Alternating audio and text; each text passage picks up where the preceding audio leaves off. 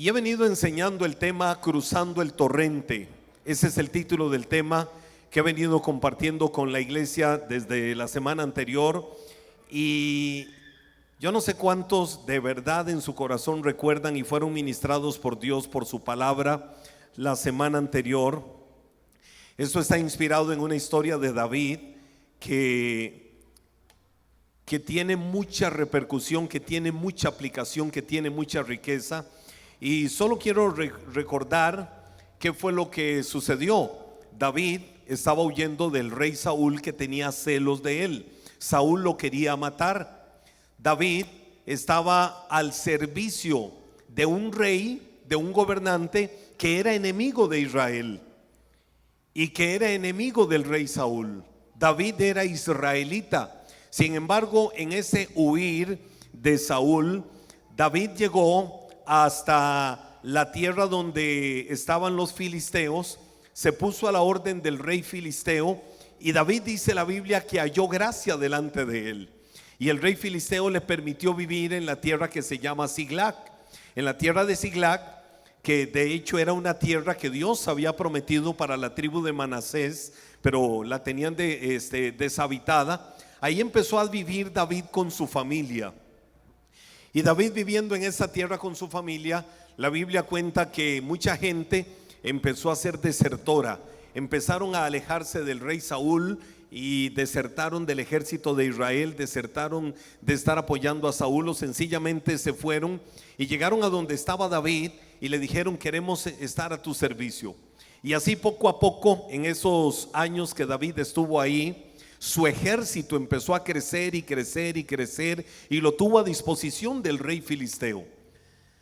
Pero en algún momento, cuando los filisteos iban a atacar a Israel, hubo un celo entre los principales de los filisteos, y le dijeron al rey que cómo él iba a permitir que David, se acercaron al rey Aquis, y le dijeron: ¿cómo vamos a permitir que David, que es un hebreo, venga y pelee con nosotros en contra de los hebreos? Puede ser que él se vuelva nuestro enemigo más bien. Y fue tanta la presión sobre el rey Aquis que entonces él le habló a David y le dijo que no iba a contar con él. David se regresa con su ejército a la tierra de Siglag, pero cuando David llega a su tierra donde ellos vivían, piensa por ejemplo en el lugar donde vives, en el pueblo donde vives, en el barrio donde vives. David estuvo alejado de ahí con su ejército, con todos los hombres. En casa, en el barrio, en el pueblo estaban solo las mujeres, las esposas y los hijos. Y cuando David llegó con su ejército, todo el pueblo estaba quemado, todo estaba en cenizas. La región de Siglag había sido devastada, había sido destruida por los madianitas, por el ejército de enemigos que tenía por otro lado Israel. Y no estaban las esposas y no estaban los hijos, y todos lloraron amargamente y todos lloraban de dolor, dice la Biblia, hasta que esos hombres ya se quedaron sin fuerzas, se quedaron sin ánimo de tanto llorar. Pero David, en algún momento, la Biblia dice, y es donde nos enfocamos en el punto específico la semana anterior, traté el tema que le llamé la decisión. Y la decisión fue cuando la Biblia dice que David encontró fuerzas en el Señor. Dilo conmigo: encontró fuerzas en el Señor. Dice otra traducción: se fortaleció en el Señor. Después del momento de dolor, después de tanto llorar, porque no se sabía si sus esposas estaban muertas, si sus hijos estaban muertos, no se sabía qué había sido de ellos. Todo el pueblo había sido destruido, había sido quemado. David tomó una decisión, y la decisión fue fortalecerse en Dios. Y basado en eso es que veníamos hablando la semana anterior. Pero quiero tocar con ustedes un segundo punto que le voy a llamar los obstáculos. Lo primero fue la decisión de David. En el peor momento de su vida, en la peor crisis que David estaba enfrentando en su vida, la decisión que tomó fue fortalecerse en el Señor. Y el punto número 2 que toco es los obstáculos. Vamos a 1 de Samuel, capítulo 30, versículos del 7 al 10. Y la Biblia nos dice de esta manera: entonces le dijo a Abiatar el sacerdote, tráeme el efod. Así que Abiatar lo trajo. Y David le preguntó al Señor, ¿debo perseguir a esta banda de saqueadores? ¿Los atraparé?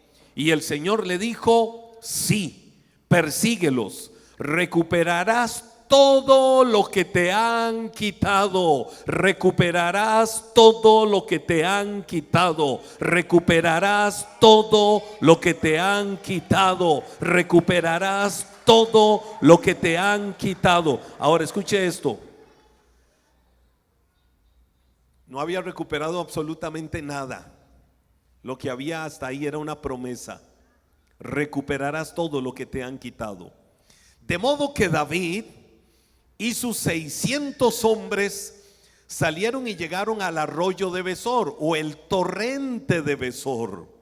Pero 200 de ellos estaban demasiado cansados para cruzar el torrente o cruzar el arroyo, por lo que David continuó la persecución con 400 hombres. Ahora, ya conocemos la historia entonces. Siglat quemada, las mujeres no están, los niños no están. Imagínense el dolor, lo que puedan sentir. Nosotros tenemos muy fresca una historia en nuestro país solo pocas horas atrás con el niño Mateo, que podemos verlo como un milagro literal, ¿verdad que sí? Un niño perdido en la montaña, en una condición especial, su madre muerta en un guindo, nadie sabía de él, rodeado de felinos como lo proyectaron las cámaras infrarrojas en la madrugada, felinos rodeando al niño y no lo tocaron, y pudieron llegar casi 24 horas después a donde estaba el niño. Ahora, imagínense lo que pudo haber sido para ese papá, para esos abuelos. Y la verdad es que para tanta gente y todos en general, los que estuvimos atentos a eso, la angustia. Ahora imagínense los cercanos, de que no se sabía nada de él. ¿A dónde estaba? ¿Qué sería? ¿Estaba vivo? ¿Estaba muerto? Sin embargo, no perdieron la esperanza y lucharon en medio de la penumbra, en medio de la oscuridad, para lograr encontrarlo. Ahora imagínense esta historia. Esos 600 hombres, sus esposas, todos sus hijos, no había absolutamente nadie. ¿A dónde están? No sabemos. Había una desesperación terrible en ellos. Entonces la decisión de David fue fortalecerse en el Señor. Y David, dice la Biblia, que entonces va donde el sacerdote Abiatar. Y Abiatar le da a David el efod. El efod era un chaleco que usaban los sacerdotes y que era una prenda especial que utilizaban los sacerdotes, que la utilizaban también en algún momento los reyes, cuando habían tiempos de incertidumbre, cuando habían tiempos de angustia, cuando habían tiempos donde tenían que tomar decisiones importantes y no sabían qué hacer. El efod era ese chaleco que usaban solo los sacerdotes y en algunas ocasiones los reyes para hablar con Dios, para estar en la presencia de Dios. Ese efod hoy lo tenemos cada uno de nosotros. Ese efod se llama el Espíritu Santo. Todos los días lo podemos tener puesto. Cuando no sabes para dónde ir, cuando no sabes qué hacer, cuando estás en incertidumbre, cuando estás en luchas, cuando estás en situaciones donde no encuentras respuestas, pues tienes el efod del Espíritu Santo para hablar con Dios y que Él te dé respuesta de lo que tienes y no tienes que hacer, hacia dónde debes de ir y hacia dónde no debes de ir. Todos tenemos el efod, es decir, el chaleco del Espíritu Santo en nuestra vida, que es el que nos guía hacia la verdad de Dios. Entonces, en este caso, David le pide el efod. Ya David se había fortalecido en el Señor. Y entonces David le hace una pregunta a Dios con el efod puesto. Y le dice: Señor, ¿debo perseguir a la banda de saqueadores? Los que nos robaron toda la riqueza, los que nos quemaron la ciudad. Pero más importante que todo, los que se robaron a nuestras esposas y los que se robaron a nuestros hijos, ¿deberemos perseguirlos? No sabemos a dónde, porque no sabemos hacia dónde fueron, no sabemos por dónde estarán. Pero si tú me dices que los persigamos, yo iré, yo avanzaré, y que tú abras puertas para llegar hasta donde ellos estén. Por lo menos para saber qué fue de nuestras familias, qué fue lo que pasó con ellos. La palabra también dice que David le consulta a Dios y le hace la pregunta: dime si los atraparé, dime si los podré tomar a ellos. Y el Señor le dijo: sí, persíguelos. Di conmigo: los voy a perseguir. Bueno, eso fue lo que David hizo. Entonces, inmediatamente con 600 hombres se va David. Y David avanzó. Pero llegó un momento donde llegaron a un torrente, conocido en esta traducción como un arroyo, para que todos tengan una referencia más clara de lo que es un torrente. Se llamaba Besor, el torrente de Besor. Por eso la enseñanza yo la he titulado Cruzando el torrente. Y entonces cuando llegaron al torrente o al arroyo de Besor, la Biblia dice que de los 600 hombres, 200 no lo cruzaron. ¿Por qué 200 no lo cruzaron? Ya lo vamos a ir viendo. Solo 400 de los 600 avanzaron con David y esos 200 se quedaron. Ahora, te voy a decir algo. La vida de grandes hombres de Dios en la Biblia nos deja a nosotros una profunda y muy importante enseñanza de buscar la presencia de Dios en nuestras vidas cuando necesitamos orientación, cuando necesitamos fortaleza y cuando necesitamos dirección. David es uno de esos ejemplos. En los momentos de mayor incertidumbre, en los momentos donde no sabemos qué hacer, necesito la fortaleza, necesito la orientación y necesito la dirección de Dios. Porque puedo cometer errores, porque puedo quizás no hacer las cosas bien, y necesito por eso la sabiduría y la dirección de Dios para hacer su perfecta voluntad. Por eso, iglesia, nunca olvides que no puedes hacer todo por tu propia cuenta, que no puedes hacer todo porque te sientas muy fuerte, que no puedes hacer todas las cosas porque sientas que sí, que tienes mucha experiencia, que la escuela de la vida, que las capacidades, que la profesión, que los títulos, que las facilidades económicas o muchas cosas te dan facilidad para hacer mucho en la vida. Necesitamos la ayuda y la dirección, la voluntad y la orientación de Dios en cada cosa y en cada decisión que tomemos en nuestra vida. Lo necesitamos a Él en todo siempre. Ahora, ¿cuál es el punto? En medio de estos obstáculos, ¿cuál es el punto que quiero rescatar de David? David creyó a una palabra, y quiero que en esta noche te lleves eso en tu corazón. David creyó a una palabra. En esta noche vas a salir de este lugar creyendo a una palabra, y porque vas a creer a una palabra y vas a avanzar pidiendo, vas a avanzar creyendo y vas a avanzar sometido a la voluntad de Dios. La palabra que estás creyendo la verás hecha en el nombre de Jesús. Dilo conmigo: yo creeré a esa palabra, yo lo voy a creer, creeré a la palabra que sale de la boca de Dios. David, dice la Biblia, que creyó a una palabra. ¿A cuál palabra creyó David? La del versículo 8, que dice: persíguelos, porque recuperarás todo lo que te han quitado. El enemigo te robó, te descuidaste, cometiste errores, no hiciste la voluntad de Dios, le abriste puertas al enemigo, el enemigo se aprovechó. Pero ahora estás humillado delante de Dios. Ahora has consultado a Dios, ahora te has doblegado, ahora tu corazón hecho pedazos, tu corazón contrito y humillado delante de Dios está literalmente entregado a su voluntad. Pues hay una palabra: vas a recuperar lo que el enemigo te ha quitado, vas a recuperar lo que el ladrón ha venido a saquear de tu casa. Tienes que perseguirlo, es decir, tienes que entrar en guerra. No es de que Dios me dijo que Él me lo va a devolver y aquí estoy. No, viene la etapa de guerra, y la etapa de guerra es pelear por lo que es tuyo, es trabajar por lo que te pertenece. David creyó a una palabra. Por eso la prueba de la fe es que te dan una palabra y caminas en ella, creyéndole a Dios a pesar de que todo pueda estar en contra tuya.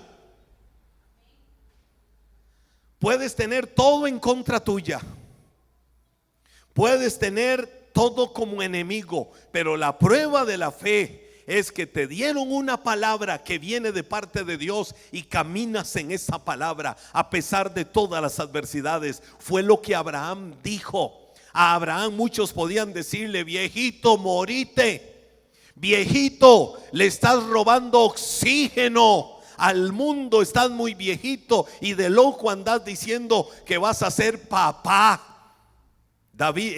Abraham de casi 100 años. ¿Qué hacía Abraham a cambio? No se deprimía, levantaba las manos y recordaba una palabra que había salido de la boca de Dios. Cuando mires las estrellas del cielo, cuando mires la arena del mar y las quieras contar, nunca vas a poder hacerlo.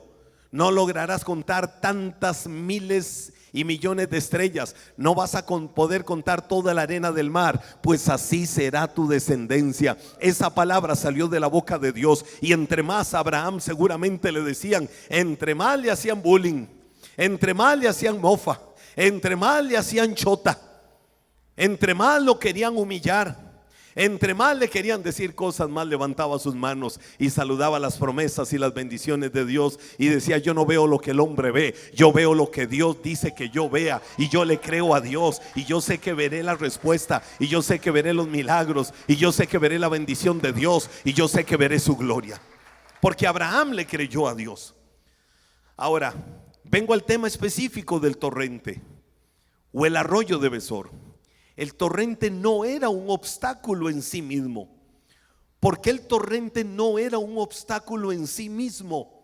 Cuando avanzaron no sabían para dónde, pero iban avanzando con una palabra en su corazón. Dios dijo que nos iba a entregar a los enemigos y que nos tenían que devolver todo. Era lo único que llevaban, una palabra de Dios. Se encontraron con el torrente. El torrente no fue un obstáculo. ¿Por qué no fue obstáculo? Porque 400 lo superaron, 200 se quedaron, pero 400 demostraron que sí se podía superar. No te permitas un vocabulario de imposibilidad. Cuando mires que otras personas con fe han logrado cosas, cuando mires que otras personas con fe han avanzado, cuando mires que otras personas con fe han creído, inspírate en ellos. Y si ellos con la gracia, la sabiduría y la fortaleza de Dios lo han logrado, yo me inspiro en ellos y sé que también lo voy a lograr y voy a cruzar también el torrente. Entonces el torrente no era en sí mismo un obstáculo. Lo que sucede con esto es que cuando tienes excusas, suceden cosas extrañas.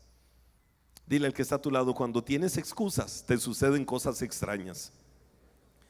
Lo primero es que te las crees, te crees las excusas. Y lo segundo es que todo tu comportamiento y las acciones se basan en las excusas. Entonces, ¿cuál es el resultado? No avanzas. Tal y como te lo dije, cuando tienes excusas, empiezan a sucederte cosas extrañas. Lo primero es que te crees las excusas. No, es que yo no puedo. No, es que yo no tengo capacidad. Y lo empiezas a creer. De hecho, científicamente está demostrado que el sistema nervioso central le da órdenes a todo el sistema en el cuerpo y nosotros reaccionamos de esta manera.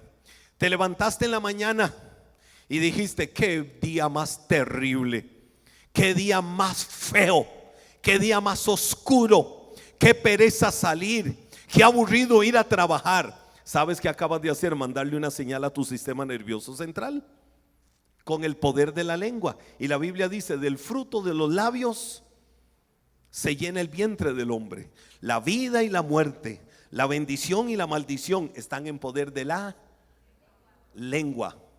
Y el que la ama comerá de sus frutos. Entonces, si tu lengua se abre, si tu lengua se mueve, si tus labios se abren y empiezas a ejercitarla, hablando derrota, hablando ruina, hablando fracaso, hablando queja, tu sistema nervioso central, científicamente demostrado, se está alimentando de aquello. Entonces, ¿qué sucede? Esa orden se la das a todo tu organismo. Llegas al trabajo y tu día de trabajo es una desgracia. Llegas al trabajo y te llenas de problemas. Vas por la calle y todo lo ves malo. Es más, hay hasta una predisposición. Vas manejando hacia el trabajo y alguien tocó un pito. ¿Qué fue? porque voy con una predisposición negativa, voy con una actitud terrible, nefasta, negativa, voy mal.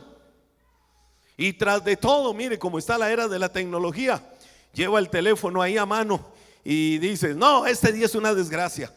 Y abres el teléfono y vas a las redes y ante los días de desgracias te ofrecemos este producto. ¿Y cómo fue eso? Y por ahí te sale un pensamiento: la vida es linda, no hables desgracias. Suave, pero ¿qué es esto? Los teléfonos me están escuchando por todo lado. Ahora, ¿qué es lo que pasa? Alimentamos el sistema nervioso central y el día va a ser así. El día va a ser de ruina, el día va a ser de desgracia, el día va a ser de derrota, porque lo hemos hablado con nuestros labios. Entonces, cuando nos llenamos de excusas, suceden cosas extrañas. Lo primero es que me las creo, y si yo lo creo, entonces lo que creo lo traduzco, lo convierto en palabras, y las palabras se me convierten en acciones, y las acciones se me convierten en resultados. Entonces creí que mi día es terrible, y porque creí que mi día es terrible, lo hablé, y porque lo hablé, todas mis acciones serán basadas en lo que hablé, y los resultados serán todo lo malo que yo provoqué con la apertura de mis labios de forma negativa. Levántate cada mañana, levanta tus manos y di: este es el día que hizo el Señor. Este día lo hizo para que yo me alegre, para que yo me goce, para que yo lo disfrute. En este día las misericordias de Dios son nuevas. En este día seré un más que vencedor. En este día voy a ir de gloria en gloria. En este día seré como la luz de la aurora que va en aumento hasta que el día es perfecto. En este día llevaré el perfume, el olor del conocimiento de Cristo Jesús a todo lado. En este día sonreiré. En este día daré gracias. En este día serviré. En este día seré un instrumento útil para darle algo bueno a las demás personas. En este día seré productivo en mi empresa, en mi trabajo, en mis proyectos. En este día ningún arma forjada del enemigo prosperará. ¿Sabes por qué no prosperará? Porque hay un poderoso gigante que me cubre todos los días, me guarda y nunca se duerme, y Él es el protector de mi vida. No vas de ruina en ruina ni de desgracia en desgracia, vas de gloria en gloria. Entonces todas las acciones de tu vida se van a basar en lo negativo que hables, y ahí es donde no ves resultados, no avanzas, estás estancado, no logras resultados, pero es que te has alimentado de excusas. Ahora, cuando yo les dije que es científicamente comprobado, la ciencia ya por el año 1960 y algo logró descubrir eso. ¡Wow! Cómo las señales que con nuestros labios le damos al sistema nervioso central tienen una influencia directa sobre nuestras actitudes y nuestras conductas durante el día. Pero es que hace más de 3000 años el doctor Salomón lo dijo. Hace más de 2000 años el doctor Santiago lo dijo, cuando dijo: la lengua es un miembro pequeño pero se jacta de grandes cosas, y enseñaba sobre esto. Entonces, ¿qué es lo que vamos a hablar? ¿Vamos a hablar vida o vamos a hablar muerte? En estos 200 hombres que no cruzaron el torrente de Besor, el obstáculo más grande, ¿sabe dónde estaba? En sus pensamientos y en su corazón. ¿A dónde estaba el obstáculo más grande? En sus pensamientos y en su corazón. Ahora, probablemente estaban agotados, emocionalmente estaban muy golpeados. No sabían dónde estaban sus esposas, no sabían dónde estaban sus hijos.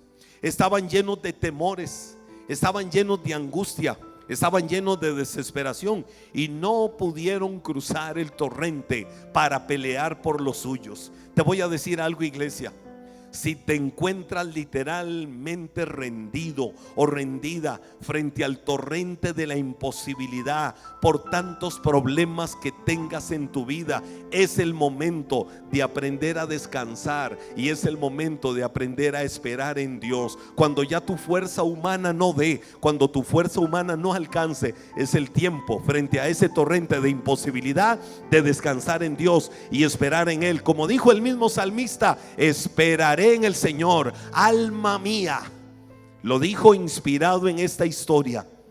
David dijo: alma mía, espera en Dios, porque yo lo voy a alabar. Es decir, no es el final, no he llegado al final de la carrera, todavía me falta alabar a Dios. Y eso era lo que David estaba viviendo. Ahora, te voy a decir algo. ¿Qué fue lo que David hizo? ¿Qué fue lo que sucedió acá con David? 200 hombres se quedaron. Eran 200 hombres muy importantes para David. ¿Sabes qué hizo David? David siguió. Di conmigo: David siguió. Es decir, David no se detuvo por causa de aquellos que se quedaron en el camino. Pase lo que pase, quédese quien se quede en el camino, avanza, no te detengas. Si los que iban al lado tuyo se quedaron en el camino, se empezaron a llenar de excusas, se empezaron a llenar de justificaciones, se empezaron a llenar de argumentos, pase lo que pase, sigue adelante, no te detengas, no permitas que porque otros se quedaron no avances hacia una promesa, porque hay una palabra de Dios sobre tu vida, y tarde o temprano, en algún momento y etapa de tu vida, te vas a encontrar la respuesta de parte de Dios. No te quedes en el torrente de las dificultades. Al otro lado habrán instrumentos que Dios quiera usar para bendecirte. Tus ojos no lo están viendo, pero mientras avances creyendo a una palabra y avanzas y cruzas el torrente, no es torrente de imposibilidad, no es torrente de muerte, lo vas a cruzar, porque hay una palabra de que no ibas a perecer en un torrente. Hay una palabra de que ibas a alcanzar al enemigo, y el enemigo va a tener que devolver todo lo que ha robado. Entonces avanza en pos de esa palabra, creyéndole a Dios, y vas en el camino a encontrarte las bendiciones que Dios tiene preparadas.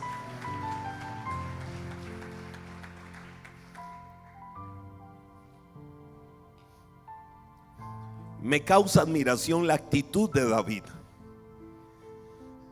Aún así, yo veo en la Biblia que David no los acusó, que a estos hombres David no los juzgó, que a estos hombres cansados en el camino David no les reprochó nada. Ahora David decide que se queden ahí, que descansen. Él no podía quedarse con ellos, porque él tenía que avanzar para ver hecha realidad una palabra que Dios le había dicho. Entonces David determina irse con el resto de hombres para luchar y recuperar lo que les ha robado. Ahora, yo pudiera hacer preguntas hoy. ¿Cuántas personas pudieran estar en el torrente de Besor? ¿Cuántos están frente a ese torrente? ¿Qué hacemos en ese torrente? ¿Les reprochamos la falta de valentía? Levántese, vaya, pelee por lo suyo. ¿Les reprochamos eso? ¿Los olvidaremos? ¿Los juzgaremos? A aquel que se ha debilitado, aquel que se ha doblegado, aquel que se ha quedado ahí, le meteremos una patada y le diremos cobarde y le reprocharemos muchas cosas. Mejor hagamos lo que hizo Jesús. ¿Qué fue lo que Jesús hizo? Yo me voy al Evangelio de Marcos, al capítulo 6, los versos 30 y 31, y me encuentro cómo Jesús actuaba en situaciones particulares del ser humano. Y me encuentro, por ejemplo, la de Marcos capítulo 6 versos 30 y 31, que dice: los apóstoles volvieron a reunirse con Jesús y le contaron todo lo que habían hecho y enseñado. Pero eran tantos los que iban y venían, oiga, eran tantos los que iban y venían, que ni tiempo tenían para comer. Entonces Jesús les dijo: vengan, vamos a un lugar tranquilo para descansar a solas. Yo me preguntaba, Señor, cuando alguien está cansado en el camino de la vida, cuando alguien ha pasado momentos de dificultad, cuando alguien ha pasado momentos de adversidad y puede cruzar un torrente para avanzar hacia algo bueno, pero la persona está ahí doblegada, cansada, ¿qué hacemos? ¿Cómo actuarías tú, Señor? Y Dios me lleva a estos pasajes del Nuevo Testamento, y Dios habla a mi corazón y me recuerda cuando los discípulos vinieron cansados de tanto trabajar. Jesús trabajando, la Biblia dice, iba gente y venía, atendían a la gente en la mañana, atendían gente en la tarde. En la mañana venía alguien con un problema, al rato venía alguien con otro problema. Alguien venía: Jesús, ore por mí. Jesús, tengo un problema. Jesús, necesito que vaya y hable con mi marido. Ya no soporto a ese pulpo azul. Llegaba otra mujer y le decía: Señor, revélame si tengo que separarme de mi esposa, porque es una terciopelo, ya no la soporto. Y hablaban así. O llegaban otros y le decían: Señor, estoy en tal crisis económica que siento que me voy a morir. Y todo el tiempo orando y ministrando. Llegaba gente con enfermedades, llegaba gente con situaciones para que se las resolvieran. Jesús se da cuenta que sus discípulos estaban cansados, que sus discípulos estaban agotados, y Jesús les dijo: vamos a hacer algo, vamos a hacer una pausa, vámonos a ir a un lugar desierto, vámonos, es decir, a un lugar totalmente aparte, donde no esté la gente. Vámonos a ir a un lugar lejano, porque es tiempo de descansar. Casi no tenemos tiempo de comer, casi no tenemos tiempo de descansar. Así era como el Señor actuaba. Y cuando yo voy al Evangelio de Mateo capítulo 11 verso 28, me encuentro una promesa del Señor que también dice: ustedes viven siempre angustiados y preocupados. ¿Cuántos dicen amén? Ustedes viven siempre preocupados y angustiados, o angustiados y preocupados. ¿Cuántos dicen amén? Bueno, hay gente sincera. Ustedes viven siempre angustiados y preocupados. ¿Habrá alguien más que le sucede eso? Vengan, dice el Señor, vengan a mí y yo los haré descansar. ¿Qué es lo que necesitamos? Lo que David hizo. ¿Y qué fue lo que David hizo? Estaba tan cansado, estaba tan angustiado, estaba tan mal, aún sus propios amigos lo querían matar, que entonces David, dice la Biblia, se fortaleció en el Señor, y en el Señor encontró fuerzas. Y eso fue lo que David hizo. En medio del torrente de la dificultad, muchas veces queremos retroceder, muchas veces queremos quedarnos. Puede ser el obstáculo más grande. Ahora Dios te da fuerzas. Estos 200 hombres se apoyaron mucho en su fuerza. Aún así, David no los juzgó. Pero en medio de la dificultad es donde salen fuerzas que solo pueden venir del Señor. Es donde sale ánimo que solo puede venir de Dios. Es donde sale la perfecta voluntad de Dios para decirte: yo estoy contigo y yo te llevaré a donde tienes que ir para que tomes tu bendición. Para mí es una maravillosa historia que refleja la actitud y el mismo carácter de Dios en lo que le sucedió a David. David siguió avanzando, David no se detuvo. Mientras te vas poniendo de pie, iglesia, quiero decirte algo: no te detengas. Si 400 hombres cruzaron un torrente de dificultad, yo creo que lo puedes cruzar. Ahora viene lo más glorioso de todo esto. Viene lo más hermoso de esta historia. Viene lo más maravilloso, y es la bendición en medio de la adversidad. ¿Cómo Dios puede usar algo más allá del torrente de la imposibilidad para la mente? ¿Cómo Dios puede usar un pequeño detalle? Un pequeño detalle, y me adelanto a esto para la próxima semana: gratitud y servicio. Di conmigo: gratitud y servicio. ¿Cómo Dios puede usar la gratitud? ¿Y cómo Dios puede usar el servir a otra persona para que en un pequeño detalle se encuentre en la respuesta de Dios? Y esa respuesta provoque la más hermosa, la más grande, la más gloriosa bendición de parte de Dios en el momento más difícil de la vida. Por eso es que, aunque se esté pasando el torrente de la mayor dificultad de la vida, pero hay una palabra, que es lo que te dije al principio y te vuelvo a decir ahora. Hay una palabra de parte de Dios, y es la que te tienes que llevar en esta noche.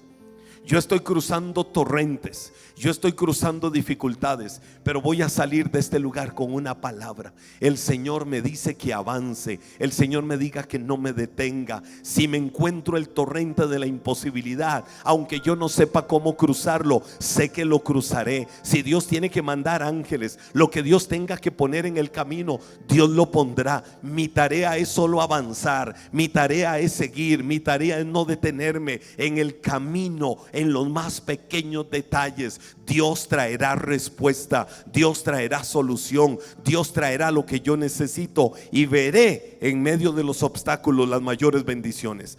Esa tiene que ser tu actitud, esa tiene que ser tu determinación.